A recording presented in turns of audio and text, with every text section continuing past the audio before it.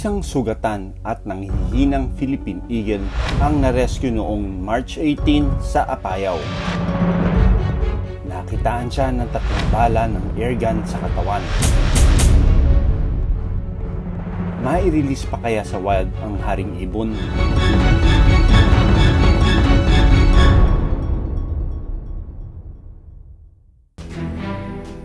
Sa videong ito, nagpapahinga ang babaeng Philippine Eagle na si Nariha. Nililinis ng ibon ang kanyang katawan. Maya-maya pa, susubukan ng ibon na makalipad sa loob ng kanyang enclosure.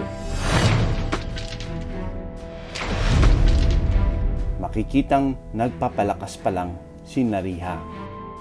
Na-rescue kasi siya mula sa pagkakatrap sa kabundukan ng Apayao.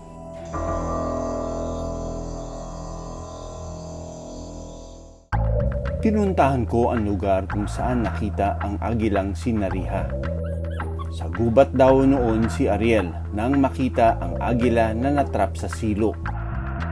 May sugat sa paa at nangihina raw nang makita niya ito.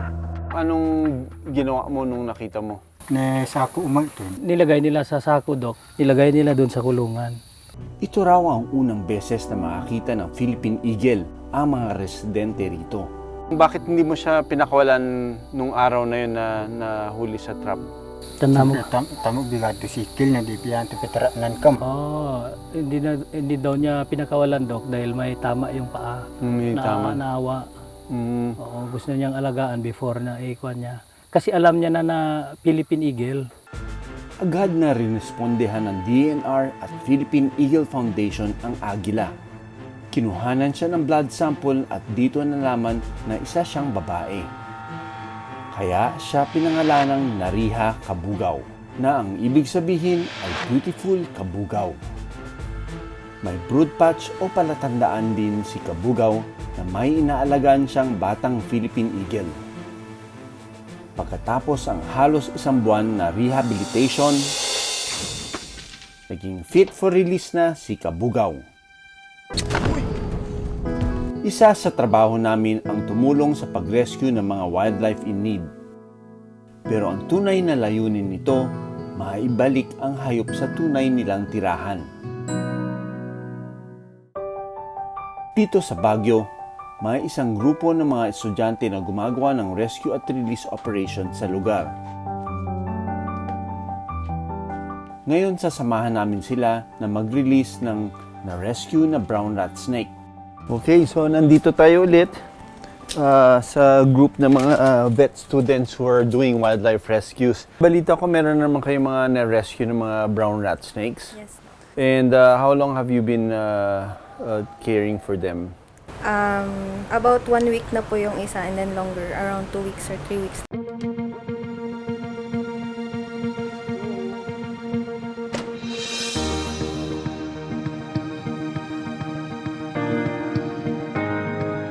It's already past 5 o'clock and we need to be fast dahil magdidilim na. We need to release itong mga brown rat snakes na ito.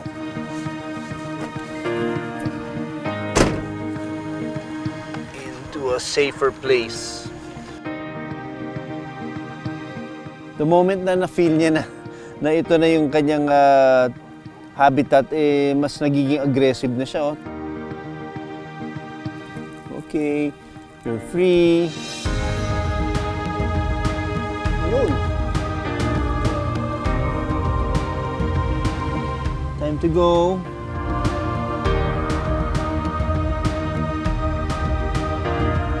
Amazing, ano? Alam niya kung saan ang punta niya. Papunta doon, hindi dito sa road kasi yung mga vibrations na yan.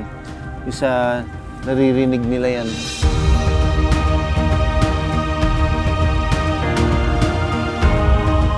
Okay, go now.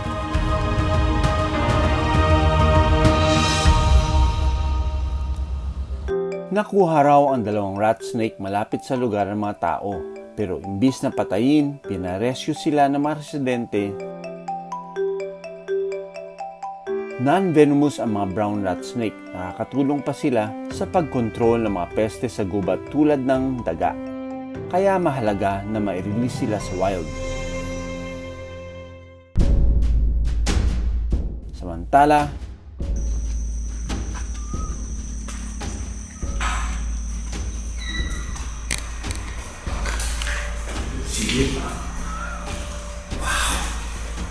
Philippine Eagle. Makikita natin ito yung mga injury niya na natamo doon sa silo. Pero gumaling na ito. Nakita ko yung kanyang leg band, ano? Anong number siya? 73? 73. Ibig sabihin, So meron tayong coding, Doc Nielsen, for all of our tagged eagles. So unique yung code sa kanya.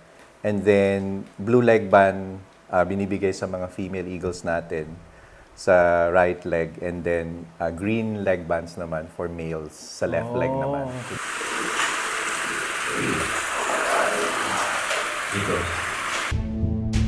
bago tuluyang i-release sa wild, kailangan munang lagyan si Nariha ng transmitter.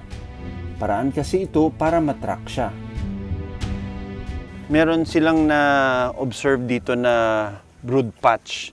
So, yung brood patch, nandito yan sa dibdib niya. Itong part na yan, pag hindi sila nag-incubate, maraming balahibo yan. Pero when they're starting to incubate their eggs or brood their chicks, importante na mawala ng feathers dyan para mag-generate ng heat. You know, when you feel it, it's very warm. Meron siyang sugat dito. Ito yung sa report na ginawa ng vet sa Lawag na merong entry ng bullet.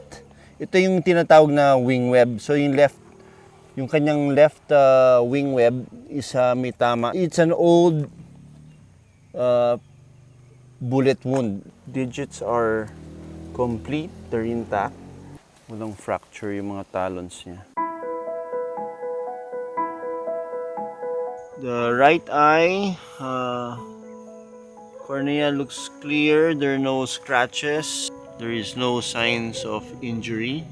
Meron siyang konting damage, probably from the enclosure. Kasi wild siya, natural na minsan gusto nilang tumakas. And susugatan yan. Pero very minor lang yan, ano? Kasama ang DNR at PEF, dadali namin si Naria sa kanyang release site. Masyadong mainit sa labas, kaya sa loob na siya ng sasakyan inilagay. Pagkatapos ng 10 minuto, narating na namin ang release site.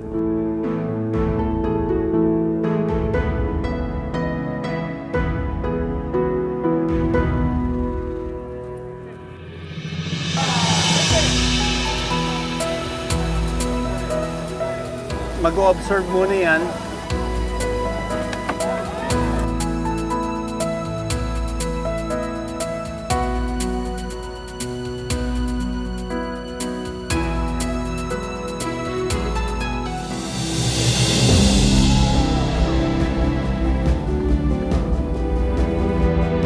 Sa wakas, nakauwi na si Nariha.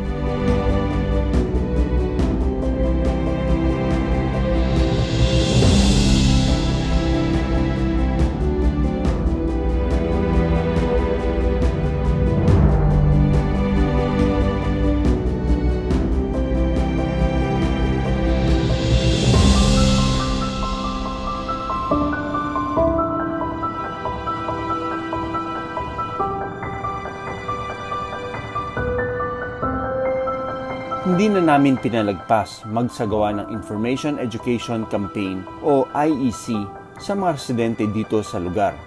Kayo ang magiging katulong niyan. Pag hindi natin sinama ang komunidad, lahat ng conservation efforts ng gobyerno, ng mga conservationists, hindi magiging successful. We think it's possible na pwede nating i-reintroduce or translocate yung mga surplus birds, yun yung tawag namin sa kanila, mga unpaired, immature birds sa Mindanao. And you're right, we think na occupied na lahat ng mga suitable habitats sa Mindanao. And then may mga surplus birds na tayo. Interestingly, base din dun sa species distribution modeling na ginawa, may mga forest sa Luzon na we think are vacant na pwede tayo mag-translocate or mag-release ng mga eagles. So for instance, ang forest sa Subic, and then Bataan, Zambales, and Mount Banahaw, wala nang mga Philippine eagles found in these places.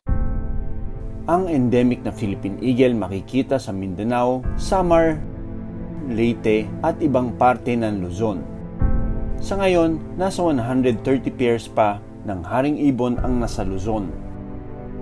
At pangatlo si Nariha sa mga nai-record ng sightings dito. Achievement para sa amin ang makapag-release ng wildlife. Pero ang totoong tagumpay ay kapag natutunan na ng tao na tulungan ang mga hayop na nangangailangan.